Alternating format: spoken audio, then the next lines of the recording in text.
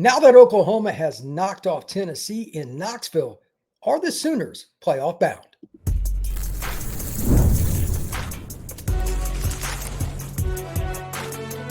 You are Locked On College Crossover, part of the Locked On Podcast Network. Your team every day. Crossover of Locked On the Portal and Locked On Sooners. I'm your host, Brian Smith, longtime college football recruiting analyst. Thank you for making both Locked On Sooners and Locked On the Portal a part of your day each and every day right here on the Locked On Podcast Network. We are brought to you by our friends over at Gametime. Download the Gametime app, create an account, and use code LOCKEDONCollege for $20 off your first purchase. You can get great ticket deals there. I know I just did myself. We're going to be talking about everything OU today. They got the win against the Vols in Knoxville, very difficult. But does that give them, the fan base for OU, a lot of confidence long-term in Venables? There's been a lot of questions about him being on the hot seat. We're going to address that later in the show. And especially with the portal, they had some hits, they had some misses. John Mateer, we're going to talk about that. But what does the victory over Tennessee mean? That is the prime point here. OU's got a chance to go to the playoff. Do they have what it takes to make a run? That is the prime point. And we're going to talk about that today with Locked On Sooners hosts, John Williams, Jay Smith. What's going on, fellas? What's up? Glad to be here as always. We just love talking with Brian and talking college football and the portal and recruiting and all that stuff. So, Brian, excited for this, man. This is cool, man. This is cool. Glad to have both of you on. Thank you once again. Let's jump in, gentlemen. You beat the Vols. You guys are diehard OU guys, but I'm sure you knew that was definitely a losable game. Was there anything about it, open-ended here for either one of you, that surprised you, good or bad, about how that game went? Truth be told, it's the way the defense was able to slow down the run game of Tennessee. That's one thing. That's a staple of the Josh Heupel offense. They run the ball. And as little as people want to believe that, that's truly like the foundation of how he gets success on his pass game. So if you force him to be one-dimensional, it's going to be a problem for them because they're not going to be able to execute at the highest level because then they start getting predictable in what they do. That's why Heupel was very heavy in making sure his run game is strong. 63 yards was the lowest they've had. I don't think they've had under 100 yards in like 4 or 5 years. And so that's a tough one, tough pill for them to swallow because they had to adjust their game plan and make Joey Aguilar throw the ball more, which makes him even more susceptible to mistakes. And you saw that in that game. When the game started getting tight, they were not able to execute at the level that they wanted to. And to me, that was very impressive that our run defense was able to do that to their run game. We knew the pass game was going to get their yards. You can't stop a quarterback like Heupel from getting yards. Sometimes you kind of gotta let certain plays go just to make sure you can get the overall big picture win. You got to lose a couple of battles to win the whole war. And so that's what that defense did in that game to me. Yeah, the thing that I was impressed with in Oklahoma's win was just the ability to make clutch plays in clutch situations down the stretch. Against Ole Miss in the fourth quarter, they got shut out because they didn't make the clutch plays. They didn't continue to move the ball. They weren't able to pick up key third downs, and that's how they ended up losing that game against Tennessee on the road in a hostile environment. They made the plays they needed to make to win the game, and that's to me the testament of this team and the resiliency and the fight and the fortitude. And a lot of that comes from Brent Venables and the manner in which he coaches this team, coaches them to be a whistle-to-whistle team from the start of the game all the way through the fourth quarter. And this week they bounced back with a big road win. All right, gentlemen, I have one stat circled on my sheet for Oklahoma that is shocking to me because one of my favorite coaches in college football that's not a head coach is Ben Ball at OU. He's as good as it gets as an O-line coach for the last 20 years. I think that's pretty safe based on what he's done. Would either of you like to guess how many sacks the Sooners have given up this year? I think it's less than 25 so far, which is very much terrifying that we were actually able to do that good. It's 20 sacks they've allowed. That is 102nd in the nation. And that's with a mobile quarterback. That is horrific by OU standards. Let's just cut to the chase. That would be high for them for a full season. What is going on? That's my one concern about making the playoff because they got Bama coming up, who's not great at rushing the passer, but they're big. That's my one concern. Talk me off the ledge. Yeah, here's one of my truisms in football. Sacks are a quarterback stat. The quarterback has a much bigger impact on whether he gets sacked or not than the offensive line. He can move protections. He can slide protections. He can adjust himself in the pocket. He can step up. He can escape. John Mateer at times during this season has been a little bit too happy-feeted in the pocket. He's escaped poorly at times. He's not stepped up when there's been a pocket to step into. And some of these are sacks, quote unquote, but they're really tackles for loss when he's trying to run the ball. And that's where some of that comes. Oklahoma's pass protection, by and large, has been pretty good. There have been times where he's been under pressure and he's been sacked, but at the same time, you're starting a true freshman left tackle. You're now starting a true freshman right tackle. You're starting a redshirt freshman at left guard. So there is going to be pressure. There are going to be sacks, but this is an offensive line in development, and John Mateer can be better with his pocket fundamentals as pressure does happen. Pressure is going to happen in the SEC. You're going to see some really good defensive players at defensive tackle, defensive end, some really good defensive coordinators that know how to scheme pressure.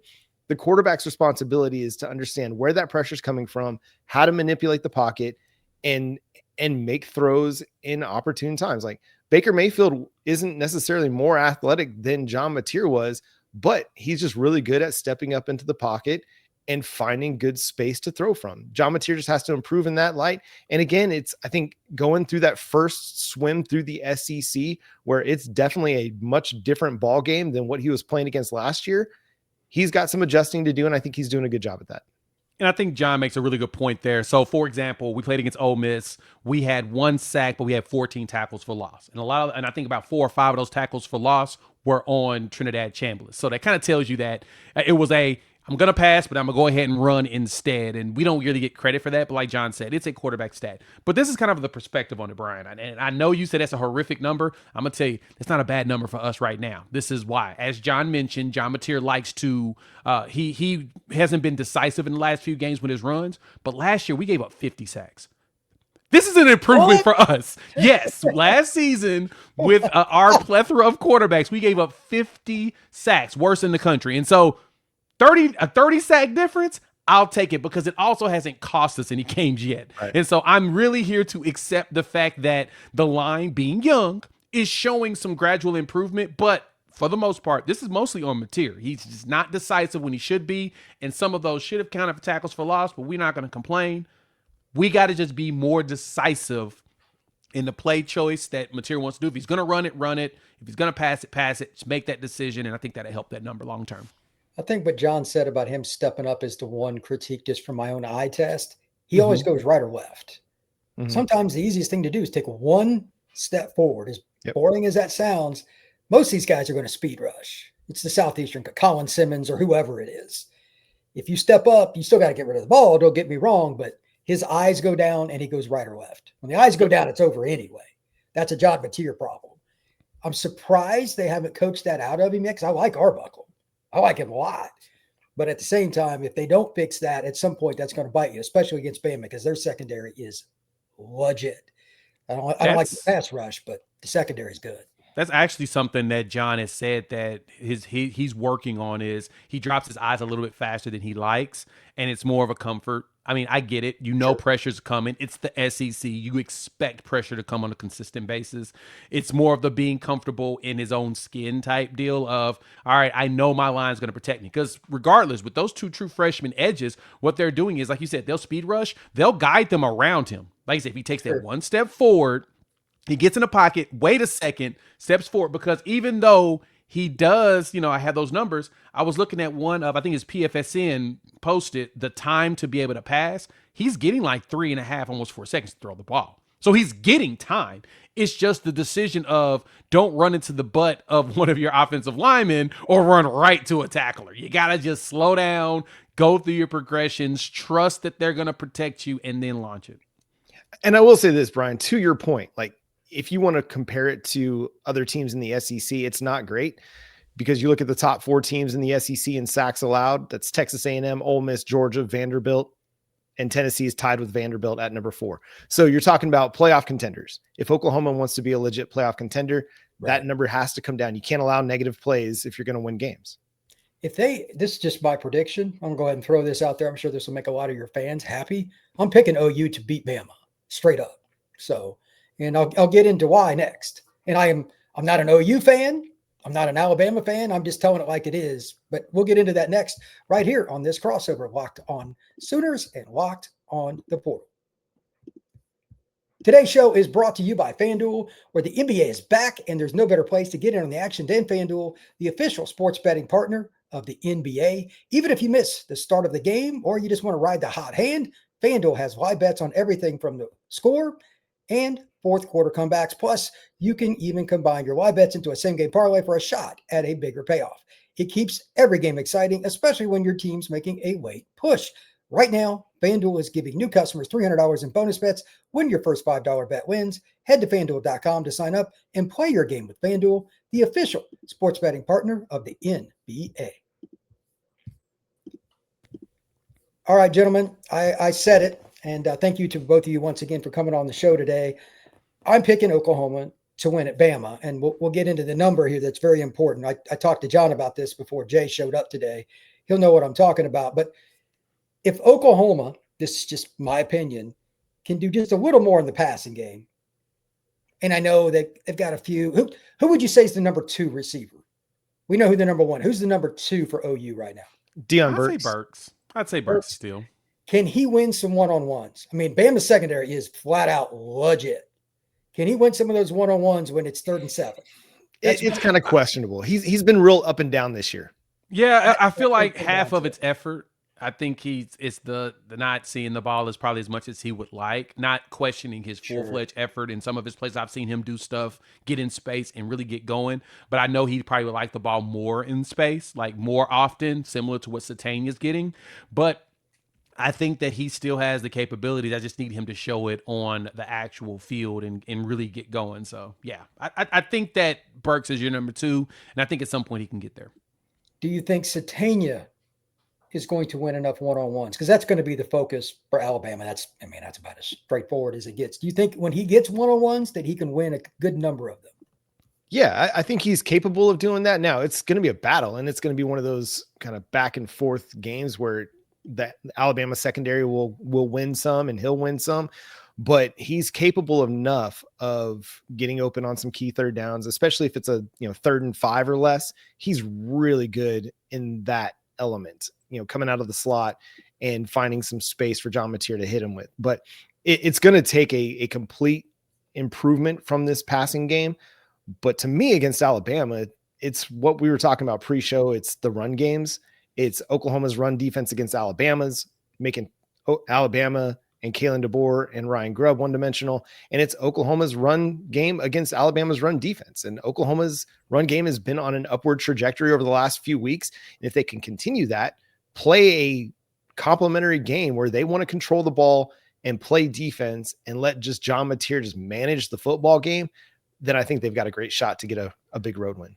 I'm glad you mentioned that.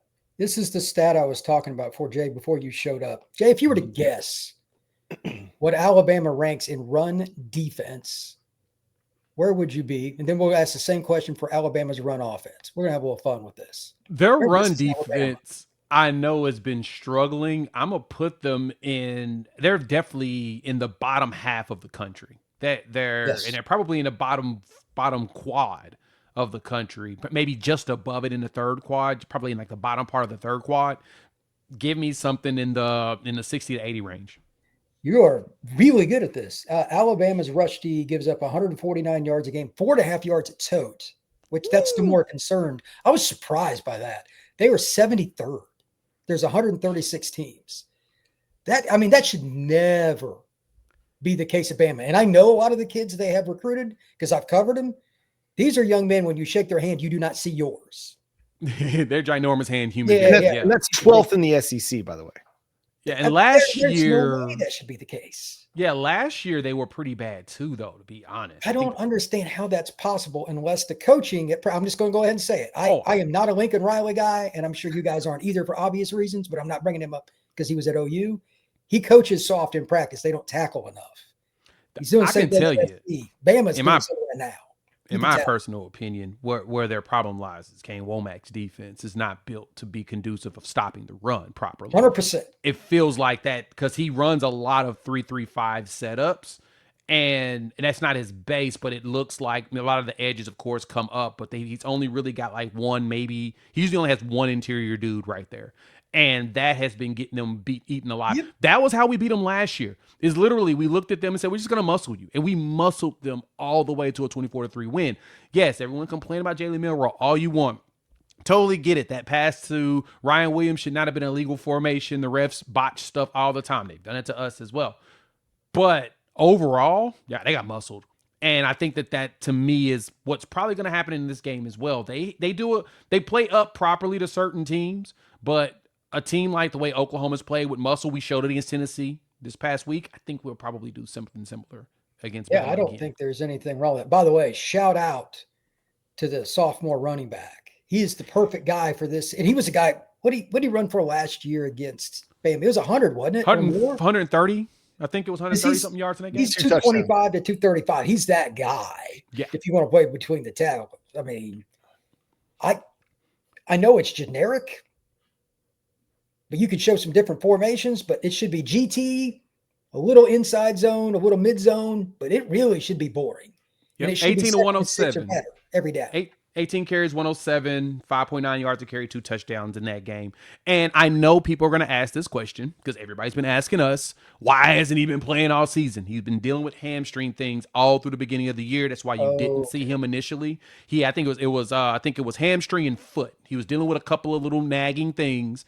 And when you got, 3 weeks ago, he started to get back to the health that he wanted to. And that's why you're starting to see him play now. And that's why you're starting to see a lot more X-Rob in a mix with Torrey Blaylock. And honestly, I think they're a great 1-2 punch. Right now, they're leading the team. Yeah, I like it. Blaylock's at 401 rushing, and X-Rob is 332. Exactly where you want with 2 backs. I think that if he can average, if you said right now, Brian, OU will average 4.5 yards a tote against Alabama, I would almost say, well, they're going to win by double digits because they're going to keep Simpson on the sidelines. I don't think they're going to stop Simpson. Let me be very clear. Nobody will completely stop him because he's as insanely accurate as it gets. Yep. It's gross. That's the challenge. That's the challenge we're going to have in this game. To me, I'm not really trying to preview it too much, but I think that's going to be the biggest challenge for Oklahoma in the secondary. Is Ty Simpson is opposite of Jalen Milroe. He's not going to try to tuck and run. He's going to focus on trying to go through his progressions and get rid of the ball. Like Joey Aguilar, he just does not have a slow windup. He actually has a very fast windup and release. He gets rid of that thing. And that's where I think the biggest challenge is going to be. The question is, can their offensive line slow down this defensive line? Yeah, and then, back to that run game discussion. To me, I just need to trust Ben Arbuckle to just keep running the ball, no matter what the game situation looks like, no matter what the score is on the scoreboard, no matter what time of game it is, just keep running the ball. Because I think we saw it last week against Ole Miss in the fourth quarter. They just got away from it.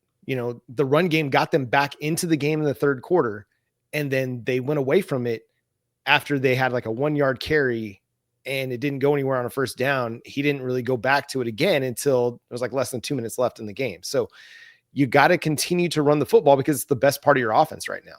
You got to let your true freshmen who are pretty good in run blocking and they're really physical and they can set the tone, and your offensive line do it. Just keep running Xavier Robinson because he just punishes teams. And if you continue to run him early and you run him often and you don't let the score dictate how often you're going to run it, you could be down in the fourth and still run it because he's capable of churning out big runs. Just keep running the ball because Alabama will let you, and you can take advantage of that. And again, it helps keep your defense fresh. I'm not a big run game guy. Never really have been. I love the passing game. I love wide receivers. I love spreading it out and throwing the ball. But for this team, this Oklahoma team, their best path to victory in every single game, the rest of the way, run the dang ball. I would agree with that. My only follow-up question, and I honestly don't have an opinion on this because you guys know it better than me. Oklahoma runs, just like it's about everybody, RPO. Do you trust, if let's say they're averaging 4.5 or more, when it gets to money time, do you trust Mateer to put his ego aside and hand it off? That's the question. That's a tough one because everybody wants to be the guy. I get it. I do. And that interception was pretty ugly against Tennessee. That was one of those, to me, I blame Ben more than John. And this is why, as you know, Brian, as a scout coach and everything, that if a quarterback sees a specific look, the mindset is always throw the ball. Ben should have never gave him the option. because he did see that look. He saw that exact look you wanted of them pushing up to stop a run to come back and throw it. Ben should have never given him an option. That's kind of those situations where it's so ingrained in your brain, kind of like you mentioned before about some of the things that John's dropping his eyes, how they try to teach that out of him. They teach that one thing to do that. And if you don't do it, you get chastised for it. So in his brain is, ooh, this safety's coming up. This is moving here. Throw that slant because it's going to be open. Technically, he should have caught the ball. If he didn't bobble it, that would have been, a foul. No one would say a word about that decision. But the defense gave you that. I expect Bama to do a lot of that too. They're going to press those guys up because they don't mind putting their corners on the island because that secondary is so solid. They're going to want to stop us from running all over them. And I do trust that Material will hand the ball off. It's going to be tough, though, because a lot of those looks are going to be like, please throw it because we're not going to let you run. I just don't want to see it be a predominant part of the game plan. It simply needs to go back to, here's Xavier Robinson, a dude that's just running all over the SEC, hand him the football and don't create an option element. And you've seen it. We see it all the time. Defenses evolve. They create counters to all of this stuff. Whether it's the read option game, the traditional option, the RPO game, there are counters to these things. They're going to display something that makes you throw the ball simply to get you out of the best part of your game. So just run it. Don't take the bait. Unfortunately, John's comment is so true. But coaches know that quarterbacks do what Jay's talking about. They want to toss that pigskin. That'll be a key. I'm still picking Oklahoma, just so you know, because I think X is the difference. Alabama's got some guys like that they just don't give it to, and I'm going to take the team that runs the ball better. But we'll get to that in a second. When we come back, how much faith does the Oklahoma fan base have in this coaching staff now? That is next here on this crossover edition. Today's show is brought to you by our friends over at Gametime. College football is so much fun right now, just like we're talking about Oklahoma. Probably playoff bound if they went out with a pretty good seed. All the tailgates, the rivalries, and all the energy in the stand. There's nothing like going to college football games. But let's be real, getting tickets sometimes, it can be more than a battle than the actual game itself. Endless queues, hidden fees, and prices jumping out at you at the checkout. That's why I use Gametime, and I literally just bought 2 tickets actually on Gametime and got done in 5 minutes. And I didn't even have to worry about anything. It was very, very simple. Gametime makes it easy for you every single time you go on there. So take the guesswork out of buying tickets with Gametime. Download the Gametime app, create an account, and use code LOCKEDONCollege for $20 off your first purchase. Terms apply. Again, promo code LOCKEDONCollege for $20 off. Swipe, tap, ticket, go. Download the Gametime app today. All right, thank you to everybody once again for stopping in here on Locked on the Portal and Locked on Sooners. Jay Smith, John Williams joining me. This is my passion beyond just recruiting, is the craziness that fans and their expectations have. We all know what the simple term is here, but fan is short for fanatic. Mm-hmm. And Oklahoma fans, I'll go ahead and say it, there's some people that are off the rails, always have been. And some of the Oklahoma fan base I cannot stand because they just have no realistic, but I could put that in for about 30 teams. Oklahoma's just one of them. But now that you guys are at least trending towards the playoff, yay or nay, the fan base is happy with the coaching staff. You can start with that as overall, the head coach, whatever you want. Yeah, I'll go with a general view of this. I feel like a majority of people are happy with the direction of the program. There's always going to be some that hate it no matter what. And whether it's because they didn't hire the guy that they thought Oklahoma should have hired, or because of the 6 and 7 seasons in 2022 and 2024, nobody wants to discuss the context in which those seasons occurred. I think most people like Brent Venables and want to see him do well. There was a lot of pressure going into this season. I think most people had this expectation that an 8-4, 9-3 year would be satisfactory. I don't want to say good, because I think at Oklahoma, good is being in the playoff discussion, contending for a playoff spot, being 10-2. That's where I would say good is. But at least to give Brent Venables more time to continue to build the program and continue to grow it and develop it in the way that he wants to, getting to 8-4, 9-3 would have been enough. And I think we're on the verge of that. Again, you're 7-2, first week in November. You got 3 games left. You've got everything out in front of you. This is where you wanted to be. And if you'd have asked any Oklahoma fan, if you could be 7-2 on November 4th, going into the final 3 games of the season, would they be content with that? I think the vast majority of people would answer honestly, yes, they would be content. Satisfied 100%, not necessarily, but understanding this is a really, really difficult schedule. You're not going to win them all.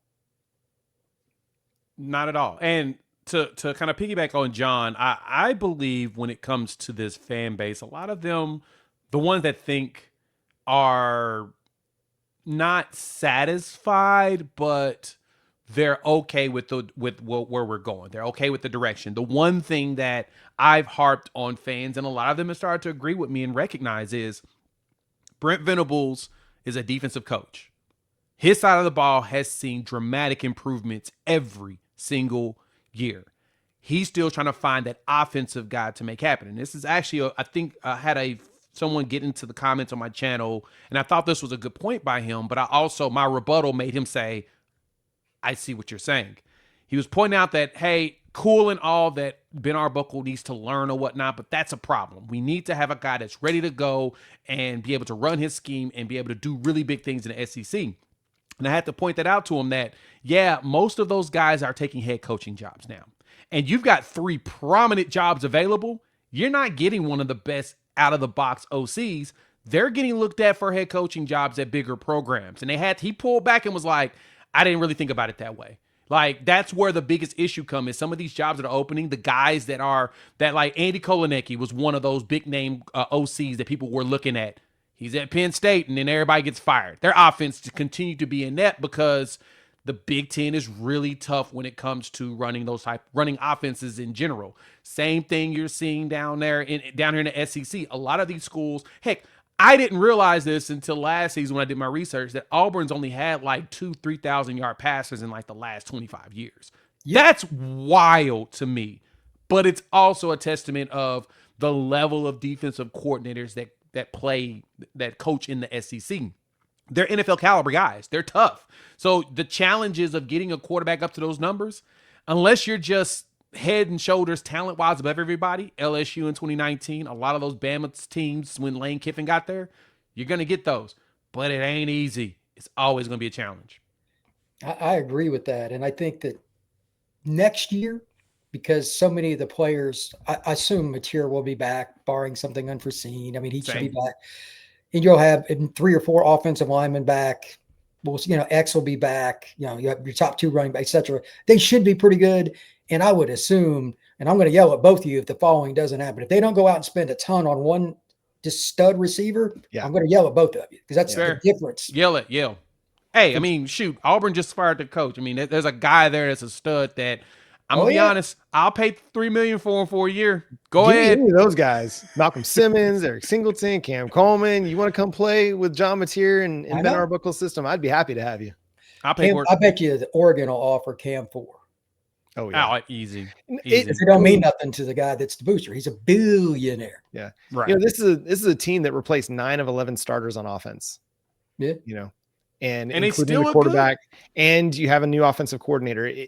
Have some time to continue to develop with Ben Arbuckle as your offensive coordinator. If he plays a patient game, this offense will continue to get better and better as the years go on. It's just a matter of having some continuity, and you're going to have a lot of continuity because the only guys that are expected right now that I'd expect to go are Deion Burks at wide receiver, Fabechi Wiwu at right guard, Jaron Kanik at tight end, and that's really it. You're going to have a lot of guys coming back. I mean, as long as the staff doesn't have, you never know. Somebody might hire one of your assistant coaches to be a head coach somewhere or something. But barring that, the roster should be pretty good because I know the defense has got enough depth now. Mm-hmm. You could use another stud corner or something, but so could Bama. You know what I mean? Yeah. Like everybody could. Everybody could. Yeah. Everybody wants everybody in the money 5, whether it's a quarterback, wide receiver, offensive tackle, cornerback, edge rusher. Everybody's going to be going portal shopping for those guys. But I mean, Oklahoma's got good players. It's just they got to continue developing. But yeah, it'd be nice to add somebody to Satania to where you feel like you got 2 guys that can go win every time that you call that play. If I'm Alabama, I would tell them, they got guys that can lock him up. I mean, they got dudes. I would still lean a safety his side. Somebody else beat me. Yeah. Open-endedly. That's what I would do. to that end, I want to give you both a chance here. Regardless of position, give me one position that you want a dude beyond receiver. We all know that receiver. If they get a guy opposite of him next year, that could be a top 5 team. Outside of receiver, give me the position that could make Oklahoma from the portal a top 5 team next year outside of wide receiver. Oh man. I'm going to go kind of off the beaten path here. I'm going to go with an actual pass catching tight end. Somebody like that's actually Eli Stowers, like an injuries, like somebody that can actually come in and win over the middle and really threaten teams down the seam. That's the one element I feel like Oklahoma is really missing. Jaron Kanak has been good at times throughout the season, but I just don't think because he doesn't have enough experience at the position that he's been able to take his game to another level, good against lower level competition. He can find space in the pass concept, but just not consistent enough either as a blocker or as a receiver to really threaten defenses. Give me somebody that can run the seam, that can catch a ball down the field, and that can be a weapon in the red zone, because that's kind of where Oklahoma is really struggling offensively. Yeah, that's a really good one. And actually the direction I was going to go as well. But if I'm going to go ahead and go off of that, I think one position that we're probably going to need one more portal guy that should be able that we're going to need a force out of. It's going to probably be on the edge. You lose an R. Mason Thomas as well as Marvin Jones Jr. You've got some really good young ones in there. But if you can get one dude that's proven, because outside of, I was going to say another Tate Sandell, give me another kicker that can boot 50-yarders that's very consistent with booting 50-yarders. Those are really hard to come across in the portal. But I'm thinking edge. If you add one more edge guy that can come in and help push the young pups to where they can accelerate to a higher level. Taylor Wine's coming back. You had Danny Okoye, Pijata Boare, former 5-star. You're going to have some, but you can use one more just stud guy that to rotate in and be a force. Yep. I think that's probably the one piece we're going to need next season to go along with the way this defense is going to be stacked. Because I think majority of the linebacker room, actually all the linebacker room will be back. The entire secondary, but Robert Spears-Jennings will be back. So, yeah, you all you need is really one more edge to help. Appreciate it, gentlemen. All right, Jay, John, tell everybody where they can find your work. Yeah, y'all can listen to Locked On Sooners wherever you get your podcasts. Subscribe to the show on YouTube as well. And you can follow Jay at Unfair Sports over on social medias and myself at John 9 Williams. Appreciate it. Yeah, everybody, you can find all these podcasts anywhere you get them. All of our pods, same thing. YouTube, Spotify, Apple, everywhere you go. Appreciate you both. We'll see you soon. Boomer Sooner. Boomer.